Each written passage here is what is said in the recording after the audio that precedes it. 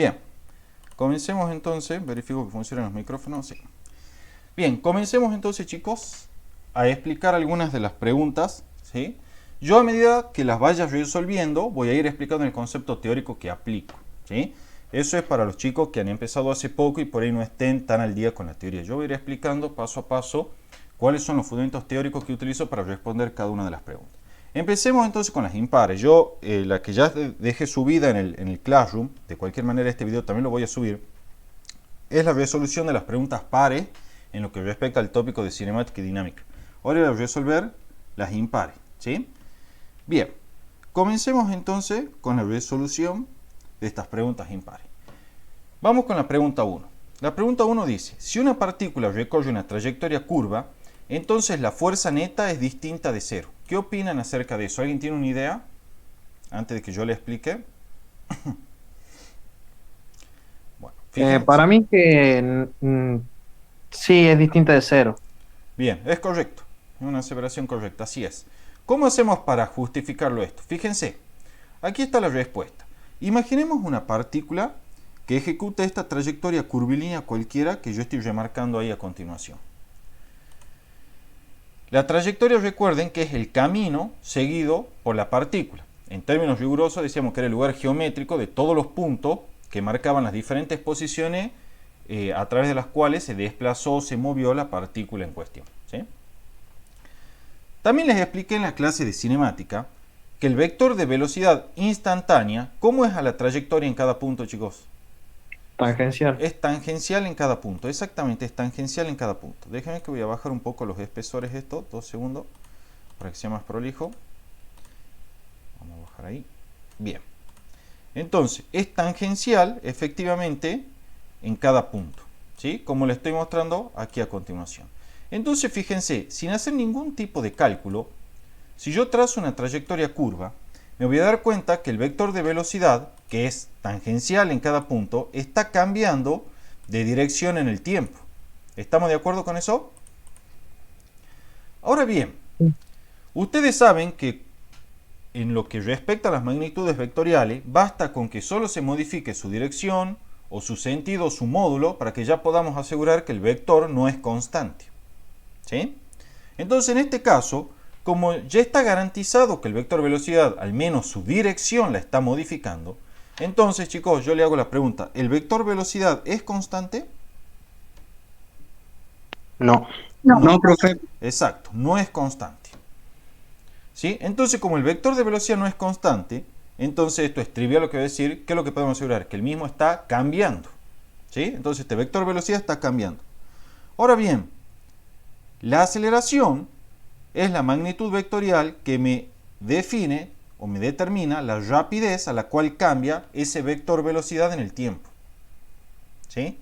Como este vector velocidad está cambiando en el tiempo, entonces ya puedo asegurar que la aceleración, es decir, la rapidez a la cual se modifica, es distinta del vector nulo.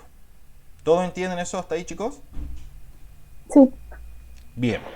Gaby, ¿me Sí. puedes dar un ejemplo numérico, por favor, para que lo termine de entender? No, es que este ejemplo numérico es imposible, que te va a complicar más aún. Pues yo te doy un ejemplo numérico, te tengo que empezar a dar ternas ordenadas de R3, ¿sí? Que van cambiando. ¿Estamos? Bueno, bien, adelante. Míralo gráficamente nomás.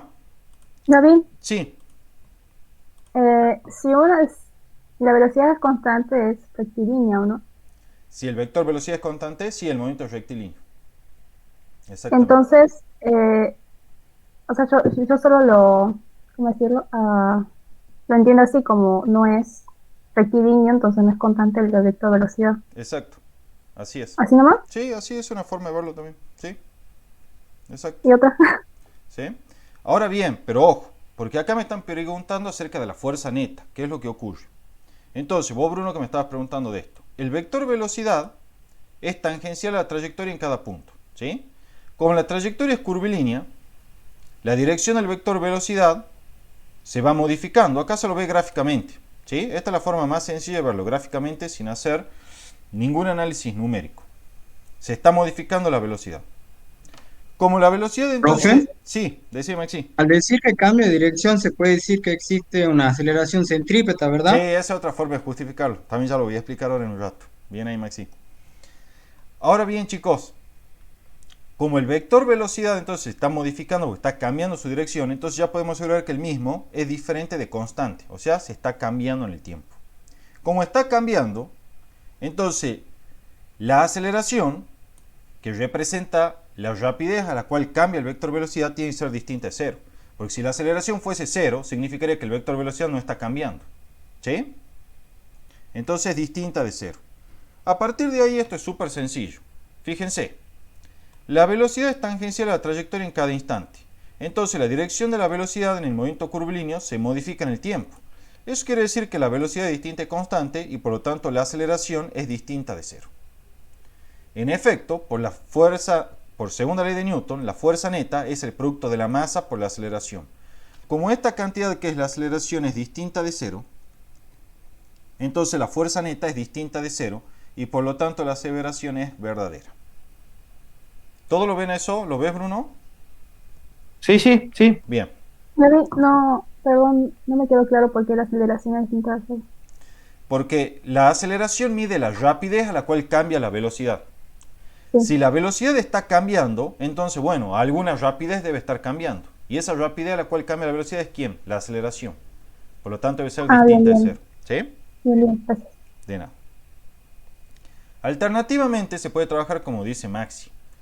Ustedes saben, eso se lo expliqué al menos en la teoría, ¿sí? Que para cualquier movimiento curvilíneo, el vector de aceleración se puede escribir como la suma de dos componentes. Una es la aceleración centrípeta y otra es la aceleración tangencial.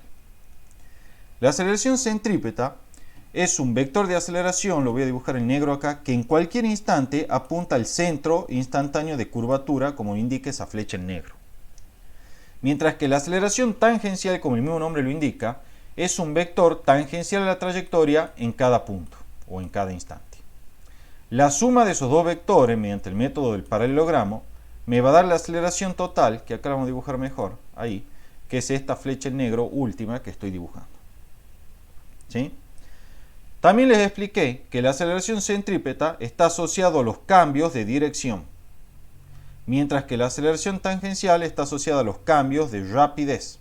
¿Sí? Si quieren lo escribimos así, módulo de B. Entonces, en una trayectoria curvilínea, como la velocidad está cambiando de dirección, ya puedo asegurar que la aceleración centrípeta, por lo tanto, es distinta de cero. Porque ella es la que produce los cambios de dirección y, por lo tanto, si la velocidad está cambiando de dirección, entonces tiene que haber una aceleración centrípeta. ¿Todos siguen hasta ese razonamiento, chicos? Bien. Sí.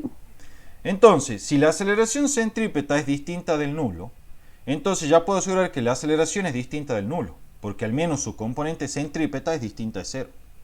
Y de nuevo, por segunda ley, como la aceleración es distinta de cero, la fuerza neta, que es masa por aceleración, será distinta de cero. ¿Está claro, chicos? Bien. Vamos a resolver ahora. Denme un segundito. Vamos a resolver ahora el problema 3. Estamos resolviendo solo los impares hoy. Los pares ya están resueltos, ¿sí? El problema 3, que establece que, o pregunta en realidad, y hay que verificar si es verdadero o falso. En todo movimiento circunferencial, al cabo de un giro completo, la aceleración media es igual a 0, me dice esta proposición. ¿Eso es verdadero o falso? Primero recordemos los conceptos que aquí intervienen. Si nosotros tenemos una trayectoria cualquiera entre un punto A y un punto B, como se ve aquí, ya dijimos que el vector velocidad es tangencial a la trayectoria en cada punto, como se ve aquí. ¿Sí? Entonces esta será la velocidad inicial y esta será la velocidad final. Esta velocidad ocurrirá en un tiempo t inicial y esta velocidad final en un tiempo t final. ¿Sí? Este es el punto B y este es el punto A.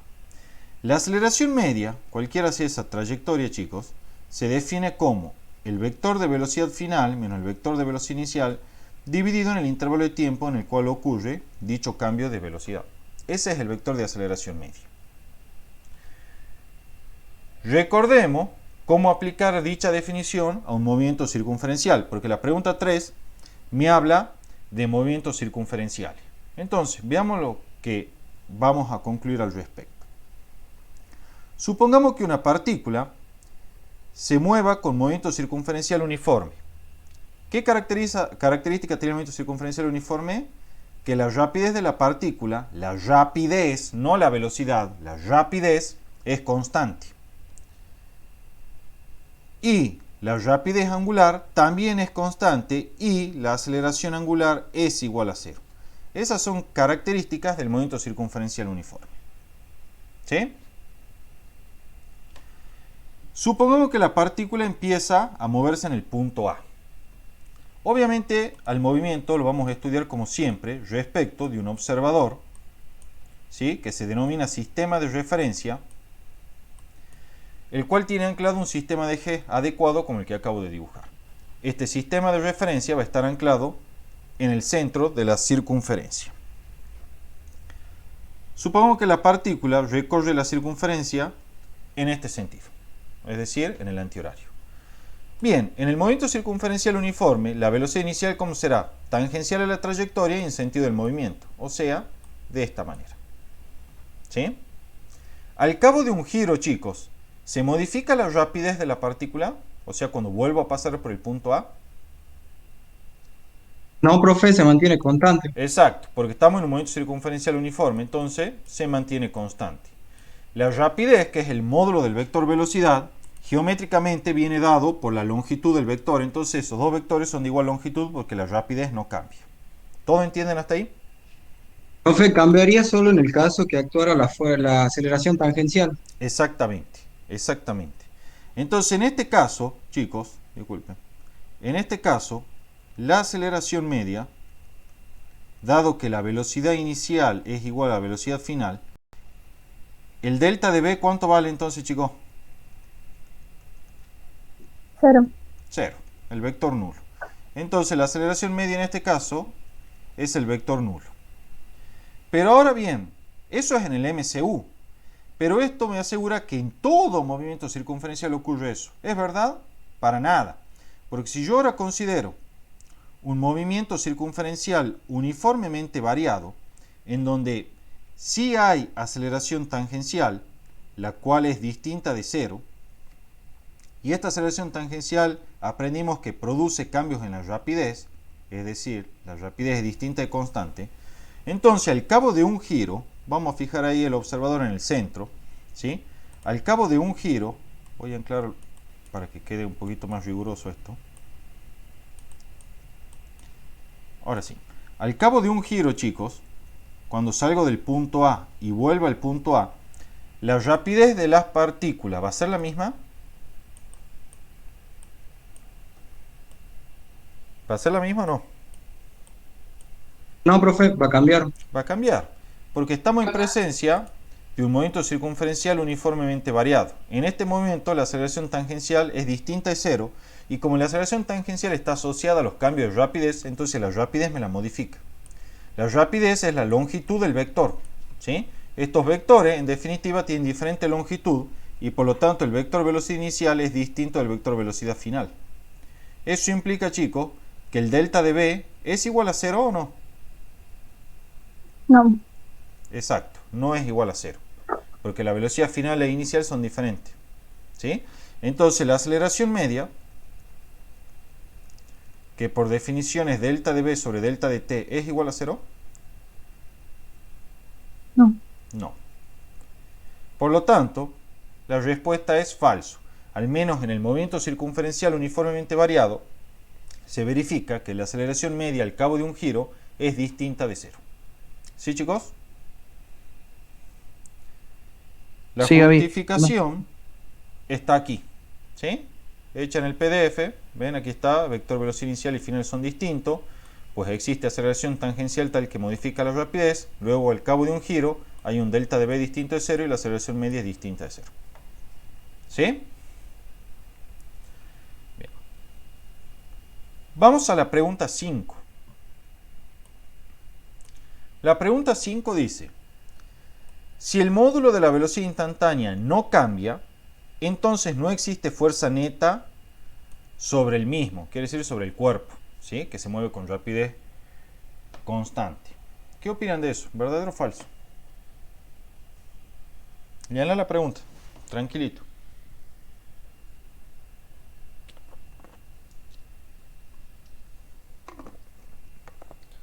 Ese enunciado o proposición me está diciendo de que si la rapidez es constante, entonces no hay una Profes, fuerza neta. Sí. ¿se refiere a que la aceleración es cero? Te dice que la fuerza neta sobre el mismo es cero. ¿Sí? Si la fuerza neta es cero, sí, la aceleración es cero, pero en este caso particular está hablando de fuerza neta. ¿Vamos? Sí. Fíjense, Pues, tienen que tener mucho cuidado. Acá entra en juego lo que hablábamos recién. Yo les dije que en cualquier movimiento curvilíneo experimentado por una partícula, la aceleración tenía dos componentes, una centrípeta y una tangencial. La centrípeta estaba asociada a los cambios de dirección y la tangencial estaba asociada a los cambios de rapidez. ¿Sí? Entonces, que la rapidez de la partícula sea constante, lo único que me está diciendo es que la aceleración tangencial es nula. Pero todavía podría haber una componente de aceleración centrípeta, ¿sí? Que esté asociada a los cambios de dirección. Y por lo tanto, la aceleración sería distinta del vector nulo y por segunda ley de Newton, entonces la fuerza neta, que es el producto de la masa por la aceleración, sería distinto del vector nulo.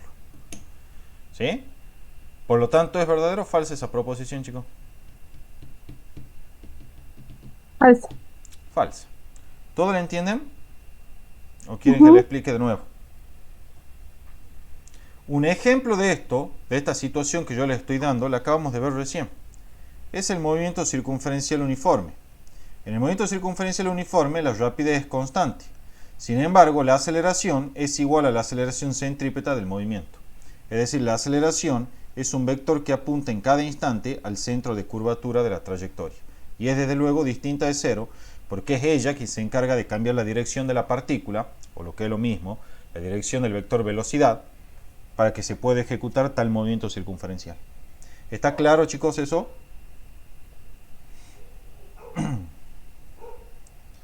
Desde luego, aun cuando no lo aclaré, la fuerza neta en el movimiento circunferencial uniforme es igual a la fuerza centrípeta y es igual a masa por aceleración centrípeta y es distinto del vector nulo. Esto lo van a encontrar en los apuntecitos, ¿sí?, que yo subí al Clash. ¿Alguna duda, chicos? Bueno. No. Bien. Fíjense, acá está la justificación que hice, veamos si es la misma. Yo puse acá en la 5 es falso. Puede permanecer constante la rapidez, ¿sí?, acá está indicado en símbolo. Sin embargo, si la dirección de B se modifica, entonces la velocidad, el vector velocidad es distinto de constante, aun cuando la rapidez sea constante. Y por lo tanto la aceleración es distinta de cero y entonces por segunda ley de Newton, la fuerza neta es igual al producto de la masa por aceleración y esa fuerza neta será distinta de cero porque tanto la masa como la aceleración son diferentes de cero. ¿Sí, chicos? Bien. El problema 7 es interesante también porque en este suelen meter mucho la pata. Dice, en un péndulo, la tensión de la cuerda tiene igual magnitud que el peso cuando la masa pasa por el punto más bajo de su trayectoria.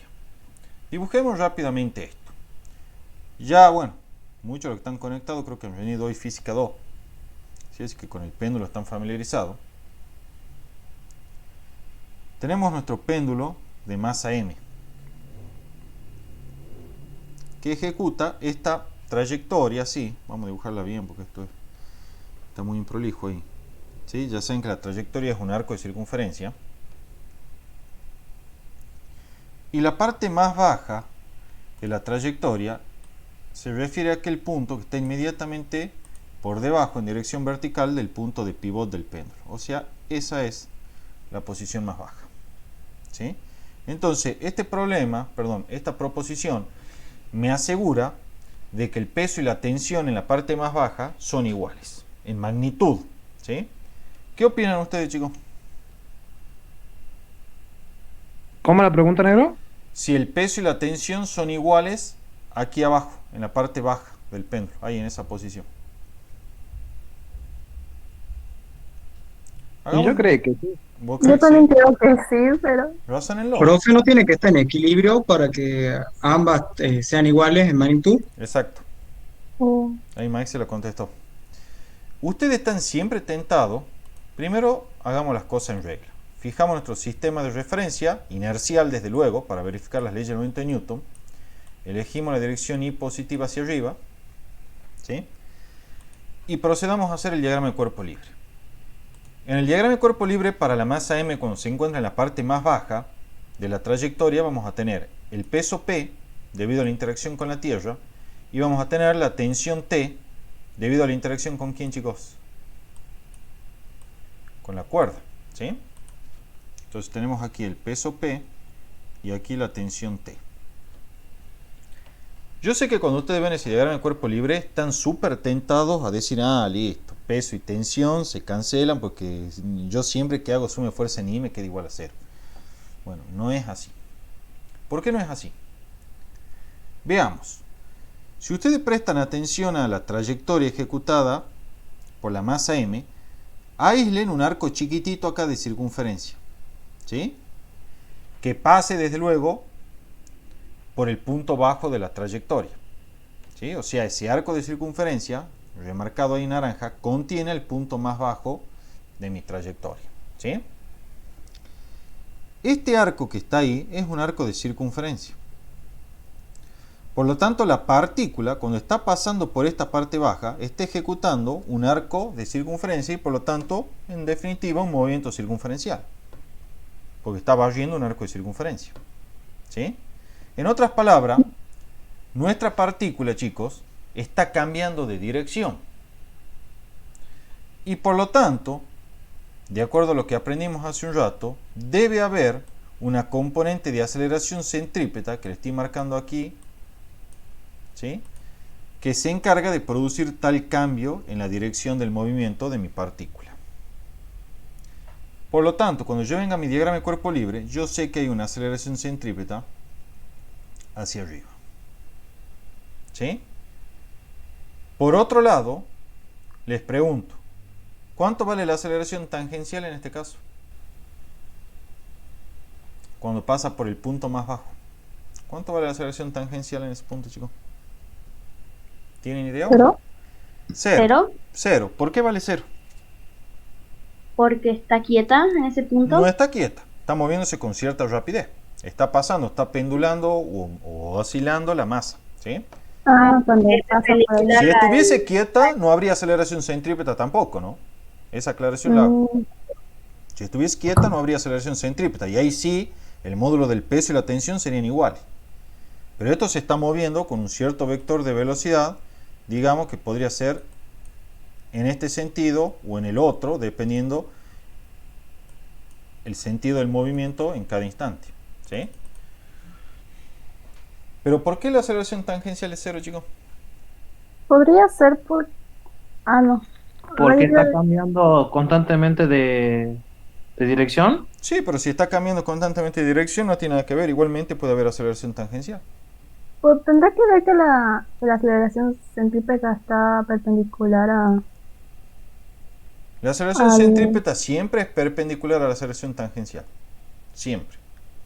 No hablo de eso de la... Ay, ¿cómo ¿Mm? esto? A la velocidad. Siempre es perpendicular a la velocidad porque la velocidad es tangencial a la trayectoria. Cierto. ¿Sí? No sé. Bien, ¿qué es lo que está pasando, chicos? Aquí hacemos de nuevo una partecita del repaso. Yo les dije a ustedes, en la teoría, pero se los repito acá, la fuerza neta, al igual que lo que ocurre con la aceleración, se puede descomponer en dos componentes. Una es, dibujemos una trayectoria, a ver, para que quede más didáctico esto. Supongamos que esto sea así, ¿sí? Pero espere, voy a hacer algo. Vamos a hacer ahí. ¿Profe? Sí, ¿Puede ser porque la fuerza neta es solamente o puramente fuerza centrípeta? sí, por ahí viene la cosa. Bien, Maxi. Fíjense, tenemos la trayectoria ahí que es curvilínea. Dibujemos la masa M. La aceleración, ustedes saben que apunta siempre hacia el lado cóncavo de la trayectoria. Eso lo expliqué en las clases en vivo anterior. Y por lo tanto, la fuerza neta, que siempre paralela al vector de aceleración, también apuntará siempre hacia el lado cóncavo de la trayectoria, como se ve en este vector en color negro. ¿Sí? Entonces este es el vector de fuerza neta. La fuerza neta, al igual que lo que ocurrió con la aceleración, se puede descomponer en una componente tangencial, como la que estoy dibujando acá, que se llamará, adivinen cómo, fuerza tangencial, y en una componente centrípeta, como esta que estoy dibujando acá, ¿sí? Y ya la tacho esta para indicar que no la considero dos veces, ¿sí? Entonces tenemos una fuerza tangencial, ¿sí? Que no es más que la proyección de la fuerza neta en la dirección tangencial, y una fuerza centrípeta, que no es más que la proyección de la fuerza neta en la dirección radial. ¿Sí? La fuerza centrípeta es paralela a la aceleración centrípeta y la fuerza tangencial es paralela a la aceleración tangencial. Más aún, la fuerza tangencial resulta que es igual a la masa por aceleración tangencial y la fuerza centrípeta es igual a la masa por aceleración centrípeta. ¿Sí, chicos? Como bien dijo Maxi, si yo dibujo el arco de circunferencia inferior por el cual está pasando la masa en el punto más bajo de la trayectoria, las fuerzas que actúan son, como ya dijimos, el peso P y la tensión T. Ambas en la dirección vertical. Por lo tanto, la fuerza neta, que es la suma vectorial de esta, ¿en qué dirección estará, chicos? En la vertical. ¿Todos entienden eso? ¿O no? No. Estoy sumando vectores gráficamente. Si los dos vectores están en la misma dirección vertical, ¿cómo está la resultante? Ah, ya. ¿Todos lo entienden a eso? Por favor, confirmen, chicos, si lo entienden todo. ¿Puedo Sí. explicar de nuevo, David? ¿Entienden la parte del diagrama de cuerpo libre, por favor? Esto lo de peso y tensión. Sí. ¿Sí? Sí. Bien. La fuerza neta es la suma vectorial de estos dos vectores, peso y tensión. Si estos dos vectores son paralelos y en la dirección vertical, ¿en qué dirección va a estar la fuerza neta? También vertical, profe. Claro. Claro. ¿Estamos? Repasen los métodos gráficos, chicos, de vectores. ¿Sí? Están subidos ahí en las clases del Classroom, por favor. Eso ya es de álgebra. ¿Sí? Hacen el método gráfico. Vení, tener el peso ahí. Para sumarlo gráficamente con la tensión, lo pone a la tensión a continuación del peso. Así. ¿Estamos? Cuando digo a continuación, quiero decir donde termina esto, lo pongo al origen del otro. La resultante, que es la fuerza neta, será este vector ahí. ¿Lo ven todos ahí entonces? Sí, ahí ¿Ven está. qué importante que es tener claro los conceptos de vectores de álgebra? O Sí. sea, se superponen, es el tema. Claro, Nada más. están en la misma dirección. Bien, volvamos entonces ahora a nuestro problema. Yo ya sé que la fuerza neta entonces actúa así, chicos. Bien. ¿Cuánto es entonces la componente tangencial de esta fuerza neta? Cuando la proyecto justamente en la dirección tangencial, acá que estoy remarcándola en naranja. ¿Qué ángulo forma cero, la profe. fuerza? Exacto. ¿Qué ángulo forma la fuerza neta con esa dirección tangencial en el punto más bajo, chicos? A ver, vamos por lo básico, porque yo ya le estoy desconfiando que ustedes me parece que no saben ni la parte más básica de geometría. ¿Cómo es la tangente, ¿sí?, en el punto bajo de la trayectoria del péndulo? ¿Es horizontal? ¿Cómo es? ¿Cómo creen que es? Perpendicular Bueno, perpendicular ¿a quién? a la tensión. A la tensión. Entonces va ahí. ¿Sí? ¿Todos entienden eso? La fuerza neta, a su vez, tiene la misma dirección que la tensión. Entonces, ¿qué ángulo forma la fuerza neta con la dirección tangencial a la trayectoria en el punto más bajo? 90 grados, que es el ángulo este recto que se ve ahí. ¿Sí? Ahora bien, si yo le digo, che, proyectame la fuerza neta sobre esta dirección tangencial, ¿cuánto vale la proyección si son perpendiculares? Nada. ¿Qué es nada? Cero. Cero. Cero. ¿Vamos? Hagan la prueba gráficamente. Miren, yo lo voy a venir, lo voy a proyectar al vector fuerza neta sobre la dirección tangencial. Entonces, ¿qué me va a quedar? Voy a venir y lo voy a trazar. ¿Me queda qué? Nada. ¿Sí?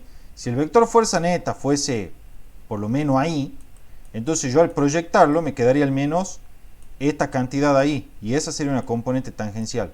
Conforme va incrementándose ¿sí? El ángulo respecto al horizontal de la fuerza neta, la fuerza tangencial va disminuyendo. En el caso límite, cuando sea perpendicular, la fuerza tangencial es cero. ¿Todo lo Claro. entienden eso, chicos? Sí, sí, sí. Bien. Entonces, si la fuerza tangencial es cero, recordemos nosotros que la fuerza tangencial era igual a la masa por la aceleración tangencial. Y esto es, ya sabemos, igual a cero. Entonces, ¿cuánto vale la aceleración tangencial en el punto bajo? Claro. Cero. ¿Sí? ¿Hay una forma más matemática de demostrarlo? Sí. Si se acuerdan algo de cálculo, lo van a ver.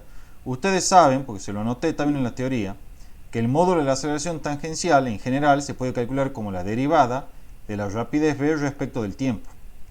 ¿Estamos? Ahora bien, en el punto más bajo de la trayectoria del péndulo, ¿cómo es la rapidez? ¿Es máxima, mínima? ¿Cómo es? Es máxima. Es máxima, ¿sí? Eso lo saben de la vida cotidiana, no hace falta que tomen ningún curso de física. Ustedes saben que cuando van por la parte más baja del péndulo, la rapidez de la partícula es máxima porque es justo antes de que empiece a subir de nuevo y a disminuir. ¿Sí? Bien. Si la rapidez es máxima, ¿sí? Piensen en la rapidez como una función del cálculo 1, como una función del tiempo. De hecho, eso es. ¿Sí? Si la rapidez es máxima, en el instante en el cual pasa por el punto más bajo de la trayectoria, ¿sí? En este instante, entonces ese punto, ¿qué es? ¿Cómo se llama los puntos en los cuales ocurren los máximos de una función?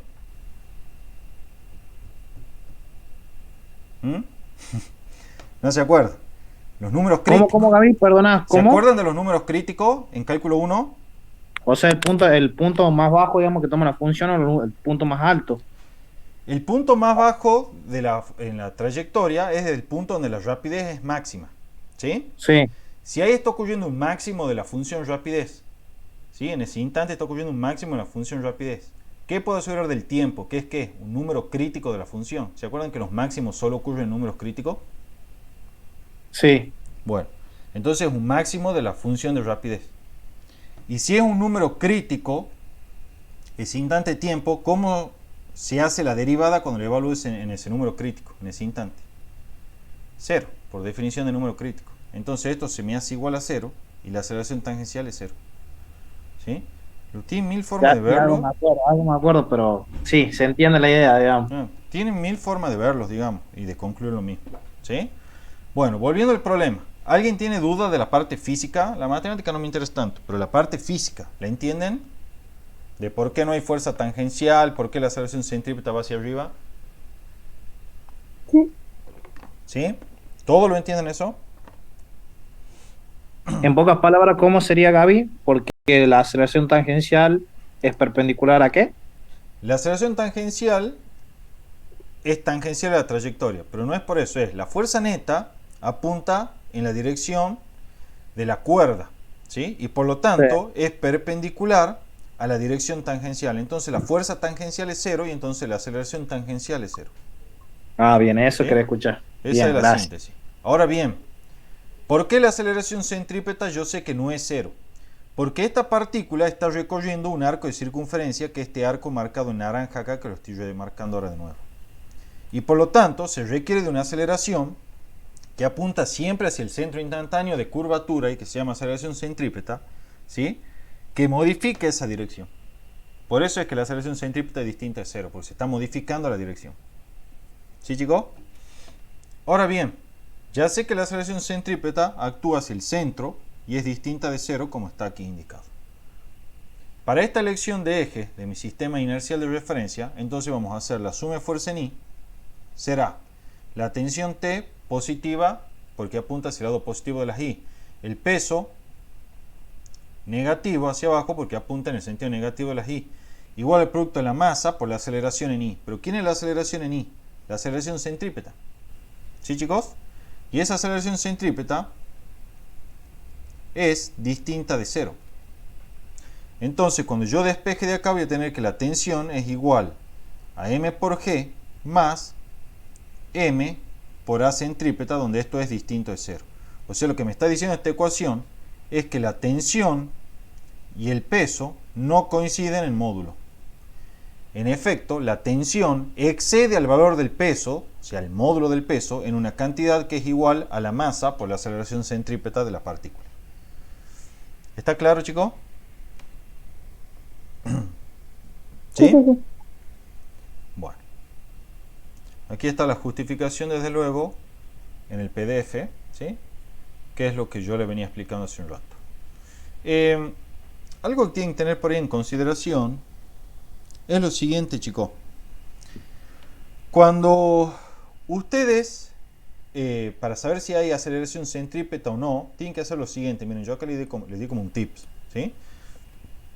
Para saber si hay o no aceleración centrípeta, debemos considerar un pequeño trozo de trayectoria que contenga la partícula en el instante en el cual queremos ver si hay o no aceleración centrípeta, ¿sí? Si dicho trozo pertenece a una circunferencia de radio r, entonces la aceleración centrípeta es distinta de cero.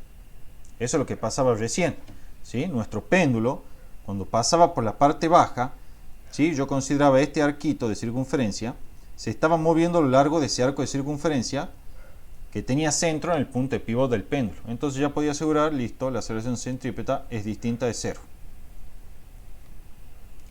Ahora bien, si el trozo pertenece a un segmento rectilíneo, ¿sí? O sea, un segmento rectilíneo, entonces la aceleración centrípeta en ese instante es igual a cero. O sea, si yo tengo que la partícula se está moviendo por una trayectoria rectilínea, lo enfaticemos esto trazando una recta bien trazada, así. Entonces, supongamos la partícula está acá y se está moviendo por ese trozo de trayectoria que es rectilíneo, entonces listo. En ese caso, la aceleración centrípeta es igual a cero. ¿Sí? Es una forma gráfica y rápida de darse cuenta qué ocurre con la aceleración centrípeta en cada caso. ¿Está claro, chicos? ¿Sí? Está anotado ahí. Bueno. El 1' yo ya lo resolví en el video anterior, ¿sí? En el de los pares, yo lo resolví. Me parecía interesante, digamos, para considerarlo, así que lo expliqué ahí, ahí lo pueden ver. No quiero hacerlo yo de nuevo porque quiero que lo hagan ustedes, ¿sí?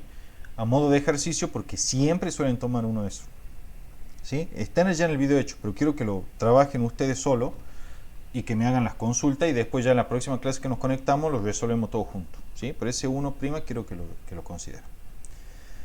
Bueno, de cualquier manera, miren aquí como les dije, está resuelto, ¿sí? Está todo resuelto paso por paso. Ya hicimos algo muy similar, de hecho, recién para calcular la aceleración media de un movimiento circunferencial uniforme. La única aclaración que le voy a hacer del 1' es que Rm es la forma en la que han escrito acá la rapidez media, ¿sí? Rapidez media. La rapidez media, acuérdense, no es el módulo del vector velocidad media, ¿sí? La rapidez media, en cambio, es la longitud de la trayectoria recorrida dividido en el intervalo de tiempo en el cual se recorre. Es una magnitud escalar. Todo esto está explicado y de hecho lo vimos en la clase anterior. ¿Sí? Bien. El problema que sí quiero explicar es el 3', ¿sí? Que le dice, en caída libre, la variación de la velocidad en el primer metro de caída es la misma que en el último metro de caída. Siempre suelen tener problemas con ese ejercicio. Veamos. Yo aquí tengo una forma gráfica y sencilla de demostrar que eso es falso, ¿sí? ¿Qué es lo que tenemos? En primer lugar, fíjense, bueno, acá tenemos una masa que empieza su caída libre, ¿sí? Hacia abajo. Esa masa parte de una velocidad inicial de 0 metros por segundo, ¿sí? Y recorre su primer metro de caída. Antes de chocar con el suelo, la partícula recorre su último metro de caída, ¿sí? Como siempre, vamos a fijar un sistema de referencia respecto al cual vamos a estudiar el movimiento de esa partícula. Ahí está indicado. Plantee el origen en el suelo y tome la dirección Y positiva hacia arriba. El campo gravitacional G opera hacia abajo, como ya lo saben. Entonces, a continuación, vengo y identifico a I sub 0, que lo voy a remarcar acá, como el vector de posición que marca justamente la posición de la partícula en el instante de tiempo t igual a 0. ¿sí? Esa es la famosa posición inicial de las partículas.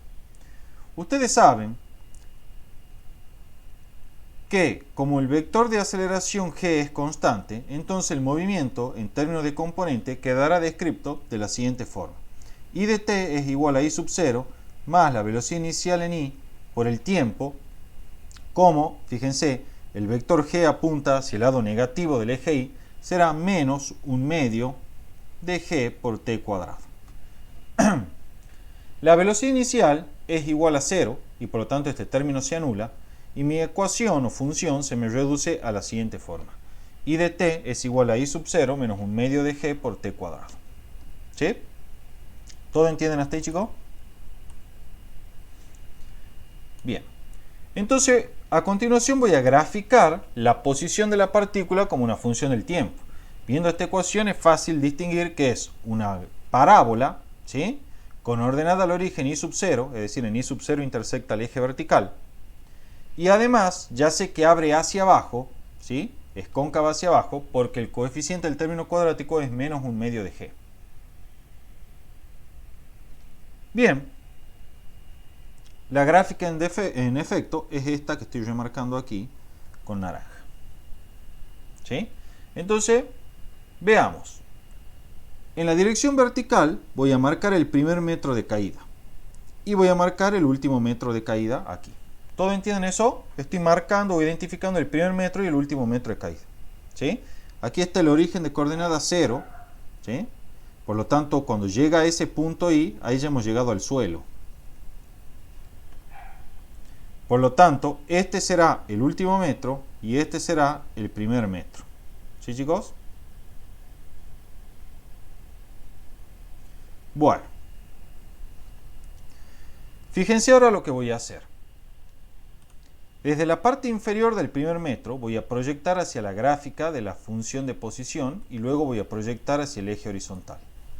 Entonces, este instante de tiempo t acá es el tiempo en el cual alcanza a desplazarse el primer metro. ¿Sí? Y por lo tanto, este intervalo de tiempo que aparece aquí acotado es el intervalo de tiempo que le toma ejecutar el primer metro de caída. ¿Sí? Al comienzo de este intervalo de tiempo estaba aquí, al final de dicho intervalo de tiempo estaba en el último metro de caída. Perdón, al final del primer metro de caída, eso quiero decir. ¿Lo entienden eso, chicos? Lo repito una vez más por la duda. ¿Entiendes? Bueno, en el tiempo t igual a 0, estábamos en la posición I sub 0. En el tiempo t', si quieren llámenlo, estábamos al final del primer metro de caída. Por lo tanto, esta longitud así, en el eje horizontal, denota el intervalo de tiempo que tarda en ejecutar el primer metro de caída, como está ahí indicado. Bien, hago lo propio ahora, voy a borrar esto para no entorpecerlo tanto el dibujo. Hago lo propio ahora con el último metro de caída. ¿Sí? El último metro de caída comienza acá y finaliza acá, en lo que respecta a posición. Entonces, veamos el tiempo en el cual empezamos a ejecutar el último metro de caída. Será este tiempo de acá. En ese tiempo de ahí empezamos a ejecutar el último metro de caída. Proyecto ahora esto para aquí y en este tiempo de acá termino de ejecutar el último metro de caída. Entonces, este segmento así, que es la diferencia entre el tiempo en el cual empieza a ejecutar el último metro y finaliza el último metro, será entonces justamente el intervalo de tiempo en el cual ejecuta el último metro de caída. Viendo ese dibujito, es claro que el delta de t en el primer metro es mayor que el delta de t del último metro. ¿Sí? O sea, le toma más tiempo ejecutar el primer metro que el último metro. La respuesta sencilla a ello es simplemente pensar lo siguiente. Al primer metro lo ejecuta en general con menor rapidez que al último metro. ¿Sí? O sea, mientras ejecuta el primer metro se mueve con más lentitud que como se mueve cuando ejecuta el último metro. Por lo tanto, era obvio que el primer metro lo recorre en un tiempo más largo que el último metro. ¿Está claro hasta ahí, chicos? Esa era la forma sencilla también de verlo. ¿Sí? Ahora bien, No termina ahí. Ya sabemos nosotros que el delta de t en el primer metro, ¿sí?, es mayor que el delta de t en el último metro. Ahora bien, lo que voy a hacer es graficar alineada, esto es algo que se usa mucho en cinemática, la gráfica de posición con la de velocidad. Cuando digo alineada quiere decir que si yo proyecto este eje vertical, va a coincidir con el eje vertical de velocidad, ¿sí?, para la otra gráfica. Obviamente se representan magnitudes diferentes en una posición y velocidad, pero igualmente están alineados. Y el eje del tiempo se lo traza paralelo y con la misma escala que el eje de tiempo para la posición. Entonces, fíjense, voy a proyectar los tiempos, ¿sí? Este tiempo de acá lo voy a proyectar hacia la gráfica de abajo y representa el tiempo en el cual finaliza el primer metro de caída. ¿Sí? A su vez, voy a proyectar este tiempo aquí, que representa el tiempo en el cual comienza, o el instante en el cual comienza el último metro de caída. Y lo mismo voy a hacer con el instante de tiempo que representa la finalización del último metro de caída. ¿Sí? Vamos a cambiar el color ahora. Esta gráfica que está aquí es la gráfica de velocidad como función del tiempo. Ustedes se preguntarán, che, ¿por qué es así? Sencillo. Como el movimiento es rectilíneo uniformemente variado, la velocidad, como una función del tiempo, será la velocidad inicial en i, más la aceleración, que es negativa, porque g apuntaba en sentido negativo, por el tiempo t. Esta velocidad inicial era 0, y entonces la expresión se reduce a esta que estoy recuadrando acá. La gráfica es una función lineal con ordenada al origen 0, por eso está pasando por el origen de coordenada, y pendiente negativa igual a menos g. ¿Sí? Esa es la justificación de por qué es una función lineal la velocidad como función del tiempo. Entonces, a continuación, chicos, como les decía, vamos a proyectar ahora este instante de tiempo hacia la gráfica de velocidad. Proyecto para aquí y entonces con eso ya obtengo, fíjense, como este eje vertical da la velocidad, esto así será el delta de v en el primer metro. ¿Por qué? Porque si este es el intervalo de tiempo en el cual ejecutó el primer metro, entonces este será el cambio de velocidad en el primer metro. ¿Sí? Por otro lado, hago lo propio con el último metro. Proyecto hacia la gráfica. Proyecto horizontalmente. Proyecto hacia la gráfica, proyecto horizontalmente. Y el razonamiento es el mismo. Como este es el intervalo de tiempo en el cual ejecuta el último metro, entonces este será el cambio de velocidad experimentado en el último metro. ¿Sí? Del gráfico ese se ve clarito que el delta de v del primer metro es más largo, el segmento, ¿sí?, que el delta de v del último metro. En otras palabras, en magnitud, el delta de v del primer metro es mayor que el delta de v del último metro. En magnitud. Por lo tanto, la respuesta es falso. No son iguales. El cambio de velocidad en el primer metro es mayor que en el último metro. Al menos en magnitud. ¿Está claro eso, chicos? Sí, profe, está claro. ¿Sí? Bien. La segunda forma, que es por ahí más cortita incluso de resolver, no es gráfica, consiste en ver lo siguiente. Bueno, acá yo, para darle un poco de variante al problema, cambié mi sistema de referencia. Ahora el origen está puesto aquí en la parte de arriba, desde donde lanzo la partícula, ¿sí? Y el eje positivo de la i lo hice apuntar hacia abajo. Bien, en ese contexto van a tener que la posición inicial es 0, porque la coordenada i inicial, fíjense, al estar la partícula acá, le corresponde el valor 0 de i en posición, ¿sí? La aceleración i es más g, porque ahora g apunta hacia el lado positivo de la i. La velocidad inicial sigue siendo 0, y por lo tanto la ecuación del momento rectilíneo uniformemente variado se reduce a la forma i de t igual a 1 medio de g por t cuadrado. ¿Sí? ¿Todo entienden hasta ahí, chicos? ¿Entienden por qué i sub 0 es igual a 0? Sí.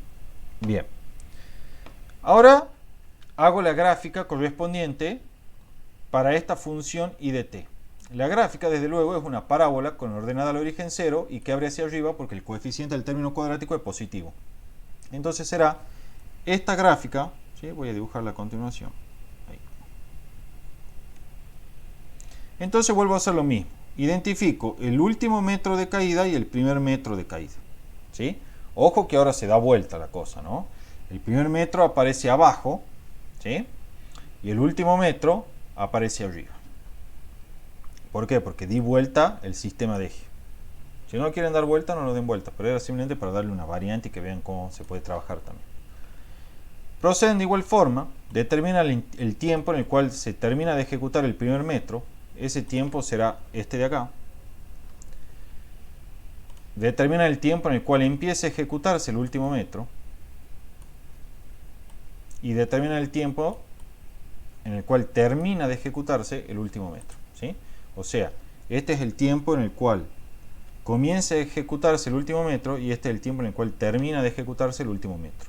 En efecto, esto será el intervalo de tiempo en el cual se ejecuta el primer metro y este es el intervalo de tiempo en el cual se ejecuta el último metro.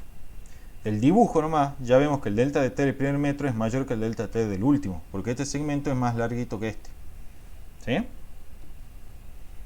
Luego, como g es constante, entonces va a ocurrir algo, chicos.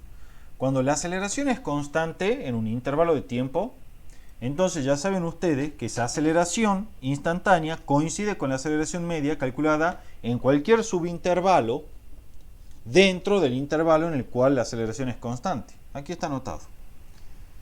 Como la aceleración es constante, ¿sí? Es g, entonces g coincide con la aceleración media en todo subintervalo, ¿sí? Perdón, ese subrayado no va ahí, ¿sí? En todo subintervalo dentro del intervalo considerado. Es decir, la aceleración instantánea g debe ser igual a la aceleración media calculada en el primer metro de caída y debe ser igual a la aceleración media calculada en el último metro de caída, porque la aceleración es constante, ¿sí? A lo largo de toda la caída. Aquí está indicado, esta aceleración media en el primer metro y aceleración media en el último metro. Entonces, delta de b en el primer metro sobre delta de t en el primer metro. Delta de b en el último metro sobre delta de t en el último metro. ¿Sí? Ahora bien,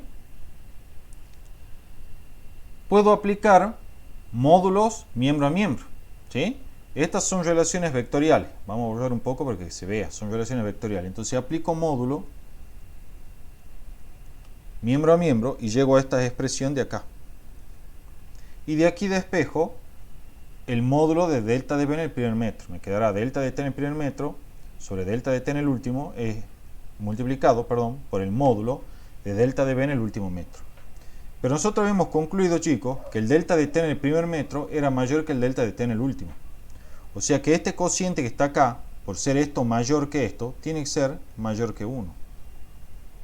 Como estoy multiplicando por un número mayor que 1, entonces el delta de b en el primer metro de magnitud debe ser mayor que el delta de b en el último metro. Por lo tanto, es de nuevo falso, como habíamos adelantado. ¿Está entendido, chicos? Gaby, Sí. ¿qué es lo que provoca ese aumento de la rapidez? El aumento, el cambio de la rapidez. Sí, ¿qué es lo que lo provoca? Yo pensaba que era la gravedad, pero es constante. No. La gravedad lo produce al incremento. Que la gravedad sea constante quiere decir que la está modificando a la velocidad a una tasa constante. Pero no que no se modifica la velocidad. Ah, listo. Cuidado Gracias. con eso. ¿Sí? Sí. Bien. ¿Alguna pregunta más, chicos? Bueno, hagamos el 5 y el 7 y ya los desocupo. Hay otras adicionales que van a quedar ahí para que la vayan trabajando ustedes y me hagan las consultas. ¿Sí? El 5'. Es imposible que una partícula en un plano inclinado descienda con rapidez en disminución. ¿Qué opinan acerca de eso?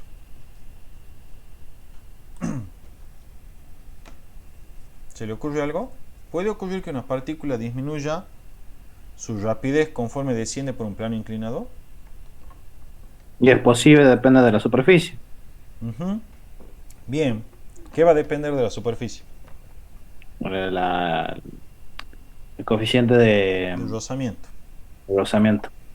Exacto. Por ahí vienen los tiros. Acá está, fíjense. Desde luego eso es falso. ¿Por qué? En primer lugar, hagamos un análisis dinámico de tal situación.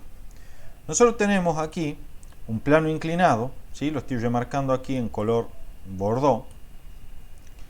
por el cual va a deslizar esta partícula. Le voy a cambiar el color a la partícula. Vamos a poner el color celeste. ¿Sí? Tenemos una partícula que está deslizando plano abajo. No porque lo digo yo, sino porque me lo dice el enunciado. Que la partícula está descendiendo. Como siempre, vamos a fijar un sistema inercial de referencia anclado en el plano inclinado con la orientación de ejes tal que el eje Y es perpendicular al plano y el eje X es paralelo o está contenido en el plano. El diagrama de cuerpo libre, chicos, para la partícula será el siguiente. Actuará la fuerza peso apuntando al centro de la Tierra y debido o explicada a partir de la interacción de la partícula con la Tierra. Actuará la fuerza normal, que como el mismo nombre lo indica, es perpendicular a la superficie en cada punto. Y a partir de acá, debido a que la velocidad inicial de la partícula es plano abajo y la fuerza de roce dinámica siempre se opone al movimiento relativo entre la superficie, entonces la fuerza de roce dinámica irá plano arriba. Recuerden que no se opone al movimiento, se opone al movimiento relativo entre la superficie. Bueno, al peso lo podemos tachar y descomponerlo en X, en Y, y la situación será totalmente equivalente. Entonces, apliquemos la segunda ley de Newton en la dirección del eje OX, como dice acá.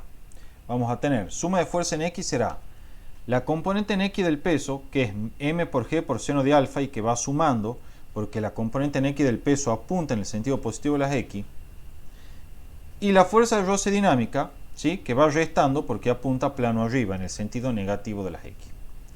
Esto será igual al producto de la masa por la componente en X de aceleración.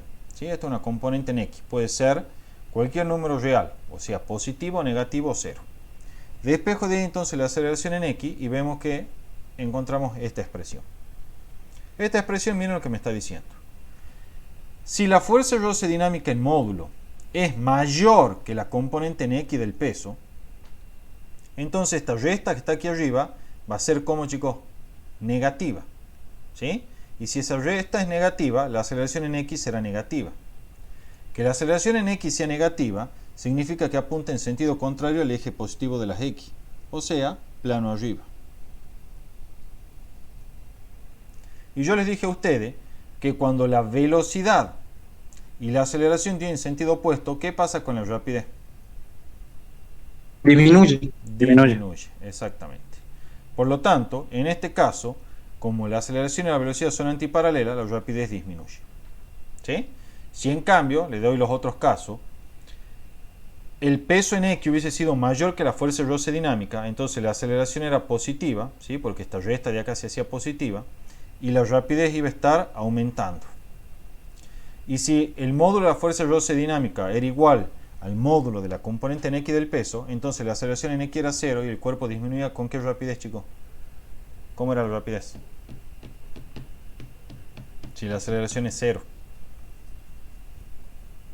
Constante. Constante, exactamente. ¿Sí? Ustedes contesten, no tengan miedo en contestar. Sí, el chiste además con yo la pregunta es que se equivoque. ¿Sí? Yo quiero que se equivoque para marcarle el error y que ustedes no se olviden más. ¿Sí? Hay que razonar primero. Y sí. Bueno. Vamos a hacer el problema 7. El 9', chicos, ya nomás me adelanto, no lo vean ahora. Este lo van a ver después que vean sistemas de partículas. Porque yo tengo que enseñarles, o tienen que ver en realidad ustedes, la parte de transformadas de Galileo. Cuando vean transformadas de Galileo, el videito ese, recién ahí vengan a tratar de resolver el 9', porque es una aplicación simplemente de transformadas de Galileo. ¿Sí? Yo voy a hacer el 7' y el 11' ahora y ya queda terminada la clase de hoy. El 7' me dice, cuando dos cuerpos interactúan, las aceleraciones en ambos cuerpos tienen igual módulo. ¿Qué opinan de eso? ¿Siempre es así? ¿Cómo que si dos cuerpos interactúan? Claro, uno le está haciendo una fuerza al otro. Entonces las aceleraciones en los dos cuerpos son iguales en módulo. ¿Es verdadero o falso eso? Déjame que piense. ¿Falso? Para mí es falso también. ¿Por qué? Capaz que uno es mucho más grande que el otro y apenas lo puede mover. ¿Qué sería Depende más de la grande? Sí, va bien. Depende de la masa. Exacto, Sí. depende de la masa. Así es. Si ustedes van al choque contra un tren, muy difícilmente al tren le impriman la misma aceleración, ¿sí?, que el tren se lo imprime a usted. Yo lo mato al tren, amigo. ¿Qué ¿Estamos? te pasa? ¿La fuerza es la misma? Sí, es la misma. No, no es la Porque- misma. Son opuestos. ¿Por qué? Por la... Son opuestos. tenés razón. ¿Los Son módulos de la no, fuerza son las mismas? En el módulo sí. Ah, ahí sí. ¿Ven? Hay que hablar con propiedad, hay que tener mucho cuidado porque en esas cosas hay que hilar fino acá, ¿sí? Hay que hilar muy finito con los términos y las palabras que se usan. Por eso les digo que no se vayan por las ramas hablando de más ahora en el examen escrito, porque son campeones mundiales en meter la pata, ¿sí? Bien, efectivamente, es como dijeron los chicos. Aquí está el 7', ¿sí? Fíjense, tenemos dos masas, M1 y M2, que están ejerciéndose la siguiente fuerza. F21 es la fuerza que ejerce la masa 2 sobre 1 y F12 es la fuerza que ejerce la masa 1 sobre 2. Por tercera ley de Newton, dichas fuerzas son opuestas. Si son opuestas, entonces sus módulos deben ser iguales. Por segunda ley de Newton, si esas son las únicas fuerzas a las cuales están sometidos estos cuerpos, entonces se verifica que M1 por el módulo de A1 es igual a M2 por el módulo de A2. Segunda ley de Newton. Despejando y ordenando encontramos esta relación, es decir, la aceleración 1 es a la aceleración 2 en módulo, como la masa 2 es a la masa M1. Algo que no lo tiene que sorprender, es una consecuencia inmediata de la segunda ley de Newton. De manera tal que si las masas, chicos, son distintas, entonces esta relación va a ser distinta de 1, ¿sí?, porque este cociente es distinto de 1 para estas dos masas, y entonces las aceleraciones en módulo van a ser distintas, ¿sí? Solo en el caso particular que la masa 1 es igual a la masa 2 es que las aceleraciones van a ser iguales en módulo para un cuerpo y otro. Y bueno, y acá están las otras dos observaciones, ¿sí?, de qué ocurre si la masa 1 es mayor que la masa 2, es lo que hablábamos. Si chocas con el tren, entonces la aceleración del tren es menor que la aceleración que experimenta vos, ¿sí? Ahora, si vos chocas contra algo más livianito, ¿sí?, entonces la aceleración que va a experimentar eso de algo más livianito es mayor en módulo que la aceleración que vas a experimentar vos. Cuando digo más livianito quiero decir menos masa, ¿sí? ¿Está entendido eso, chicos? Sí. Sí, Bien, entonces, ahora para finalizar hacemos el 11'. Estas las suelen preguntar a veces. Dice, conocida la aceleración, entonces podemos conocer la trayectoria. Ustedes muchas veces están tentados a decir, bueno, mira, si me dan la aceleración y me dicen que esa aceleración es constante, listo, ya el movimiento rectilíneo uniformemente variado. No. Si vos conoces la aceleración, no podés conocer la trayectoria, porque hay infinitas posibilidades, ¿sí? Algunos ejemplos típicos son los que aparecen acá, ¿sí? Vos podés tener una aceleración constante g y que la trayectoria sea rectilínea, y por lo tanto el movimiento rectilíneo, como en este caso uniformemente variado, que es lo que ocurre en un tiro vertical, ¿sí? O bien puedes tener la misma aceleración g constante y que la trayectoria sea parabólica, como ocurre en un tiro parabólico. Todo depende de qué, chicos. Depende de la dirección que tenga la velocidad inicial respecto de la aceleración, ¿sí? Eso lo vimos en la teoría, lo expliqué en las clases en vivo, ¿sí? Mucho cuidado con eso. En términos más rigurosos, se dice que la trayectoria depende tanto de la velocidad inicial como de la posición inicial. Aquí se ve clarito, ¿sí? Diferentes velocidades iniciales me dan diferente trayectoria, una es rectilínea y la otra es parabólica, ¿sí? Fíjense que el vector de velocidad inicial es este vector que forma este cierto ángulo con el campo gravitacional g, y la trayectoria es parabólica. En este caso, el vector velocidad y el vector g tienen la misma dirección aunque sentido opuesto y la trayectoria es rectilínea, ¿sí? También puede ocurrir, dependiendo de cómo sea la posición inicial, que la trayectoria en vez de ser una parábola completa sea media parábola, como lo que ocurre acá, donde la posición inicial es 0, ¿sí?, y la trayectoria es una media parábola, ¿sí? Es cuando vos, por ejemplo, empujas desde la mesa algún elemento con una velocidad inicial horizontal, ¿sí? Cae en ese movimiento que es una media parábola. ¿Estamos, chicos? Entonces, mucho cuidado con eso, ¿sí? Si conocemos la aceleración, no podemos conocer la trayectoria, para nada. Depende de la posición inicial y de la velocidad inicial, ¿sí? Bueno, chicos, con eso está explicado todos los problemas que vamos a ver hoy. ¿Tienen alguna duda? Bueno. Gaby, Sí. me perdí un poco con el 11. ¿Con cuál? ¿Con el 11? Y Sí, ¿qué es lo que no entendés de acá? me cuesta ver un poco la aceleración acá. O sea, la dirección de la aceleración. Sí, El campo gravitacional vos sabés que opera siempre hacia abajo, ¿sí? O sea, hacia el centro sí. de la Tierra cuando digo abajo. Sin embargo, vos dependiendo de la dirección que tenga la velocidad con la que impulsa la partícula, la trayectoria cambia. Si vos agarrás a hacer el experimento en tu casa, agarrás una pelota y tirala con una cierta velocidad inicial, va a recorrer esta trayectoria, ¿sí? Que la voy a marcar acá, que es aproximadamente una parábola.